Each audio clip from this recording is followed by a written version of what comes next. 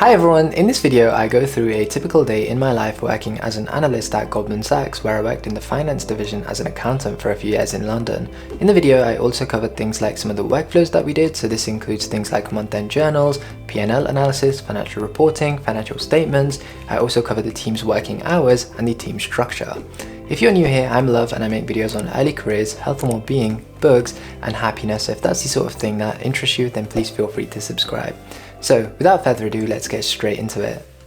I usually get up at around 7 AM and start to get ready for the day. So this includes doing my boring morning routine, which is just all about brushing, showering, putting my work clothes on and having a light breakfast. So I don't really feel too hungry in the morning, and so I keep breakfast pretty light. I'll just have some cereal bars, or maybe I'll have some fruit, or sometimes I'll even make a smoothie, just something to get some nutrients in and keep me going. After this, at 8 AM, I'll leave the house and start my commute to the office.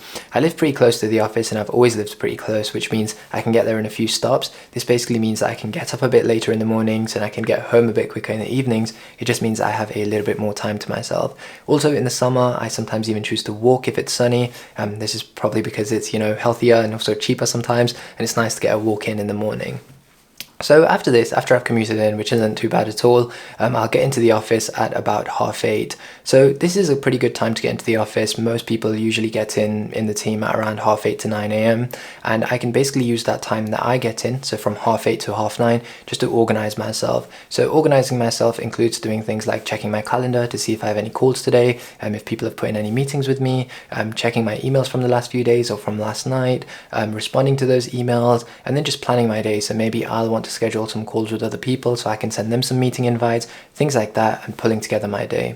After this, I can also do some other small things like get some hot chocolate or a mocha or some coffee, whatever I feel like getting on the day. At 9:30 to 10 AM, we usually have a team meeting where the team comes together to have a little round table, and we basically discuss all of the different things that the people are working on in the team. So the team structure, a typical team structure in an investment bank, no matter what division you're in, is usually just analyst at the bottom. So that would be people like me. There's also interns in the summer. So if you're an intern, then you're at the bottom of the pile. But if it's not the summer period, then it's usually analysts, where the chain begins at the bottom.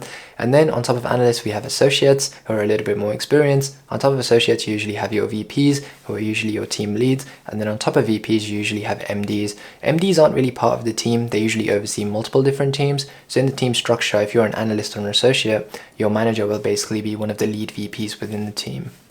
So in this roundtable team meeting, everybody discusses the different things that they're going to be working on during the week or during the day, what they're focused on, when the key deadlines are, when they might need the help of other people, some of the potential challenges that they're facing. So it's quite nice, you get to listen to other people and the work that they're doing. Maybe if that interests you, then you can reach out to them and ask them to share their knowledge on it, or maybe, you can even ask to participate in their work and help them out and things like that. So it's quite nice to hear what everybody else is doing. And then you can also share to your manager and your team what you're working on, where you might need help and where you actually want to learn more things, for example.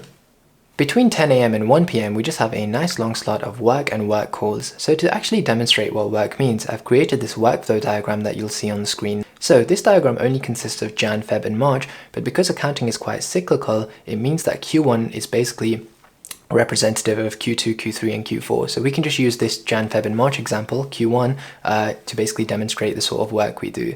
So let's say that we're in January at the moment, and in between this 10 AM to 1 PM period, I could be working on things like month-end journals, P&L analysis, financial reporting, and so on. So let's go through each one and we can actually talk about what they all mean. So a month-end journal is basically a journal that you post to recognize a transaction in your system, and then that flows through into your financial statements, which you then publish on the website for shareholders to basically see how the company's doing. So you might post journals for a range of different reasons. For example, you might just want to recognize different costs or different revenues that have occurred in the entity. So that's one of the most basic reasons of posting a journal and why you might post one in the first place. Another reason why you might post a journal is you want to correct other journals that are already in the system. So there's a lot of people that have access to posting journals and accounting entries into the system. And so perhaps if somebody's posted, an entry that's a debit instead of a credit, or perhaps they've posted an entry into the wrong account or things like that, then it would be our team's job as accountants to fix that. Another reason why you might post a journal is to recognize different entries in different book codes. So when it comes to accounting, you keep a range of different books. So these books could be, for UK GAAP, US GAAP, IFRS, and things like that. These are just kind of different accounting standards that different countries and different regions use, I guess. And so, for example, if you want to recognize an entry in UK GAAP, then you need to make sure that you're just recognizing it in UK GAAP, because US GAAP might have different rules. And so it's very important to maintain different book codes. Another example of a workflow that I might be working on during this time is the P&L analysis. So in this analysis, we basically analyze all of the different costs within the entity during that specific period and compare it to prior periods to make sure that the costs have been entered correctly, fairly, accurately, and to make sure that we can explain different kind of variations between the costs in different periods properly. So for example, if the tax number or any cost number has been 10 million in every single month, but then in the current period it's actually 50 million, then you know that it's worth investigating and something might be wrong. This is quite a high level overview of some of these tasks, so don't worry if that doesn't make too much sense right now. I might actually be making a separate video in the future to explain this workflow diagram in a lot more depth. Okay, so now it's 1 p.m, which means it's time for a really quick lunch break. So I usually get lunch between 1 to half 1. So during that 30-minute period, I'd just go to the canteen in the office, or maybe I'd go outside to some nearby food places and grab some food and bring it back to the office. There's no such rule that you have to have food at your desk, but a lot of people prefer to do this because it means they can get some work done. So you can either have food at your desk, you can have some lunch there, or sometimes what I used to do is find some colleagues, find some friends to go with and have lunch with them during this half an hour, because it kind of splits up the day. It's nice to, talk to other people while you're having lunch and catch up with them. At half 1, I'm back from lunch and back with another productive slot of work and calls. So to demonstrate the sort of work that I could be doing, let's go back onto the workflows diagram, and I could be doing things like financial reporting, highlighted on green that you see on the screen now. So financial reporting is basically just another way of presenting your financial statements to regulators. So a lot of times, financial statements are quite subjective, every company presents them in a different way, and so regulators can't compare between the financial statements of different companies. As a result, they design their own sort of form that they send out to companies. Companies then fill it out in the form of the financial report, and so now regulators have like a uniform standardized view where they can compare different companies in the form that they've designed. So I could be working on financial reporting. As you know, there's loads of different regulators out there, so FR1 on the screen that you see could be one form, FR2 is another form. So for example, FR1 could be to a UK regulator, whereas FR2 could be to a US regulator. They also have different frequencies. So FR1 on the screen, as you can see, is done in Jan, Feb and March, which means it's a monthly report. So for example, in January, I would fill out the monthly report for December, because accounting is retrospective and backwards looking. So in January, I would be filling out the report for December. In February, I'd be doing it for January, and so on. FR2, as you can see, only comes up on the screen once in January because it's a quarterly form. So in January, we'd fill it out for Q4, but then we don't have to do it until, April again, where we would then do it for Q1.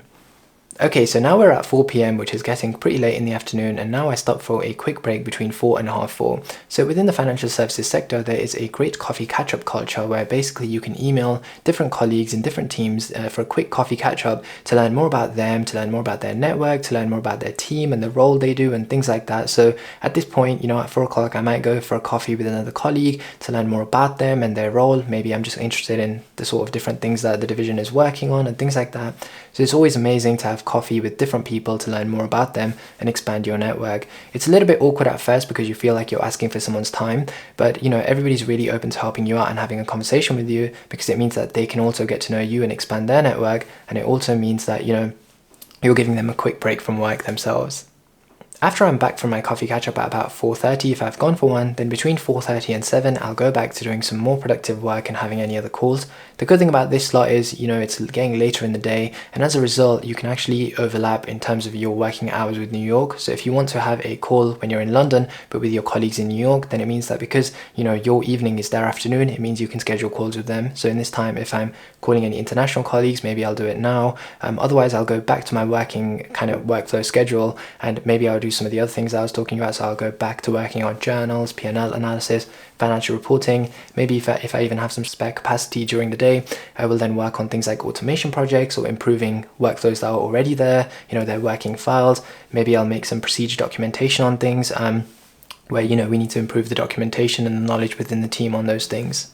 At 7 p.m, the workday's over and I start to wrap up and head home. So obviously within the finance division, the working hours are usually around 9 a.m. to 7 p.m. on average. So obviously sometimes, when you're on peak reporting deadlines or year end or month end, quarter end, or you have specific deadlines that you want to meet, the working hours can be a bit longer than 7 p.m. So there's often been times where I've had to stay till 8 p.m. or 9 p.m. or 10 p.m, etc. But on average, I'd say they're about 9 a.m. to 7 p.m. This obviously varies quite a lot because finance is within the back office of the bank, whereas if you were to go to the middle office or you were to go to the front office, like if you were to be working in IBD or asset management or wealth management or even investment research and things like that, your working hours will probably look a lot longer. But within the finance division and the back office, 9 a.m. to 7 p.m. is a pretty good average working hour slot and working hour schedule. After this, once I get home at around 7:30 to 8 p.m, I'll basically cook some food and then watch some Netflix shows or watch some sports or read a book or scroll on social media and things like that, and just wind down till I go to sleep at about 11 p.m. That brings us to the end of my day and to the end of this video. Thank you so much for watching, and if you found this video useful or valuable or helpful in any way, please feel free to hit that like button for me. Also in the comment section down below, let me know if this is the sort of role or the working hours that would appeal to you, or if you prefer something different. I would love to hear all of your thoughts. Thank you so much for watching and see you in the next video.